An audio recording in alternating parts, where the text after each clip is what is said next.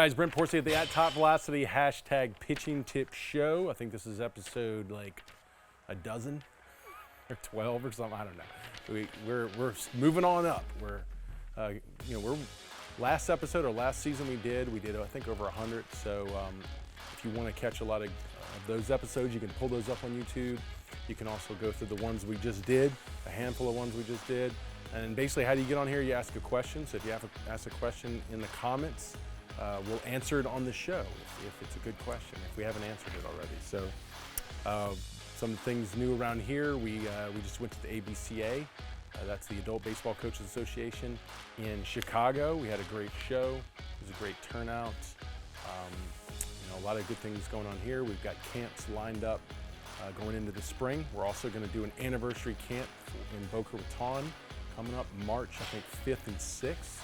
So if you want to come down to Boca Raton to Showtime's facility out there and do a camp with us, it's all set up at TopVelocity.net.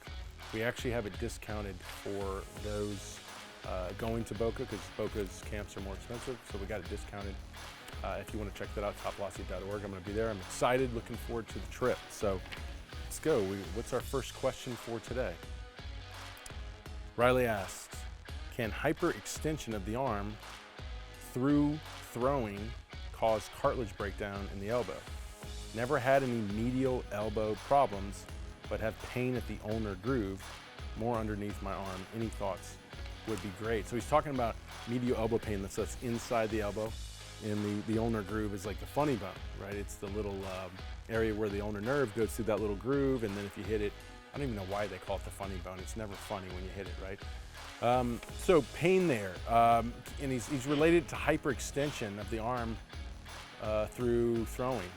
Can it cause cartilage breakdown? So cartilage breakdown, not really. I mean, the wear and tear typically goes into the tendons, like the flexor mass and bicep tendons, tricep tendons,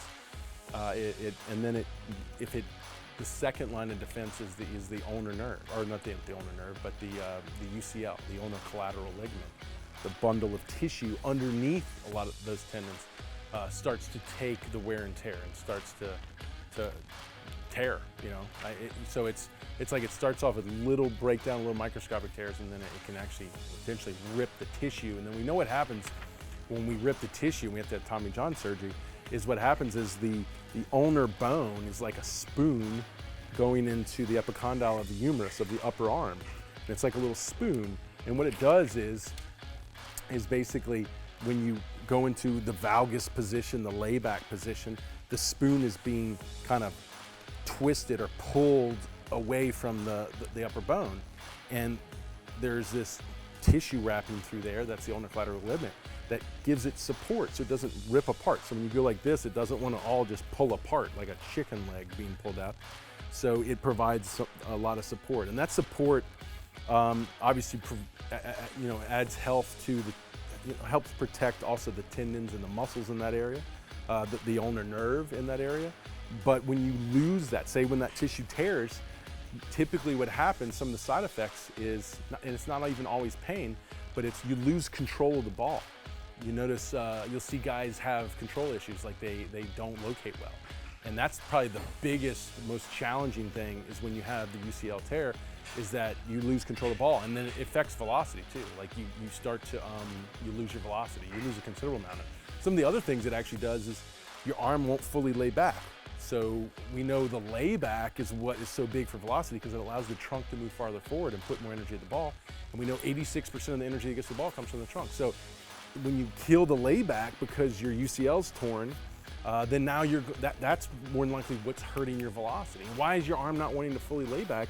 It doesn't want to fully take on the torque. It doesn't want to take on the stress because it doesn't have the support as well, and it doesn't want the elbow to rip wide open, like literally, like you're pulling the chicken leg from the chicken, right?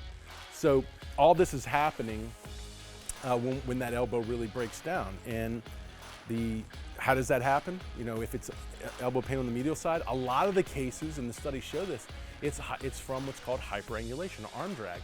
What typically happens is the arm is out of sync with the trunk, and it's so important that the arm is in sync with the trunk because it has to work with the trunk to push energy up the system. And if it's out of sync with the trunk, it's gonna not move energy well, and then it's gonna take on a lot more torque. And we hear the term I typically use, it's a medical term of hyperangulation. It's the arm angulating behind the rotation of the trunk. Basically, it's dragging or out of sync.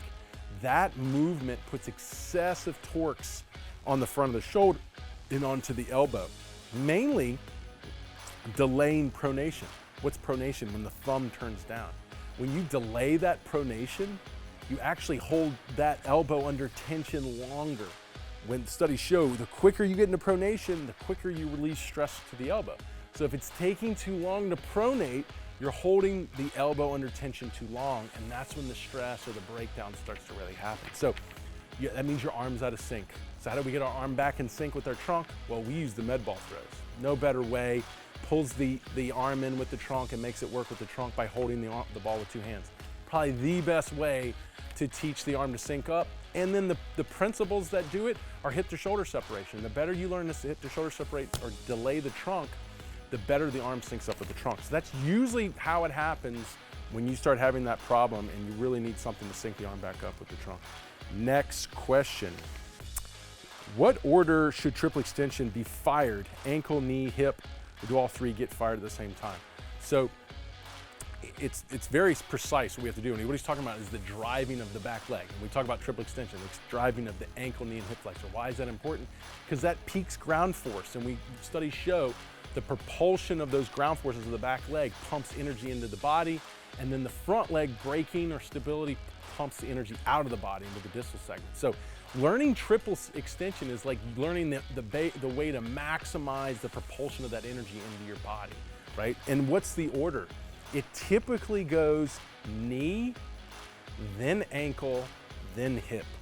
So he said ankle, knee, hip. No, it's typically you're gonna see a knee extension, then you're gonna see the ankle extension, and then you're gonna see the hip extension. If you wanna know a little bit more, the reason the ankle extension comes after the knee extension is because you're still opening the front foot and rotating into landing, and you have to get to the ball of the foot or the big toe before you can push out of that ankle. And as you're moving forward, the knee is gonna help propel you forward as you're opening. And then when you get into the big toe after the knee starts extending, then you're gonna extend the ankle. And then the last thing to extend is the hip, because that means the hips are fully opening to extend that hip. And that's why it comes in that order. So remember that knee, big toe, ankle, and then hip extension if you're really gonna apply triple extension. So those are some good questions. If you have a question, post it down at the bottom. It's good enough, we like it. We think it'll help others. We're gonna put that on the show. And like I said, we got a lot of camps coming up. The Boca Camp, March 5th and 6th, TopVelocity.net. Check it out, we'll see you on the next episode.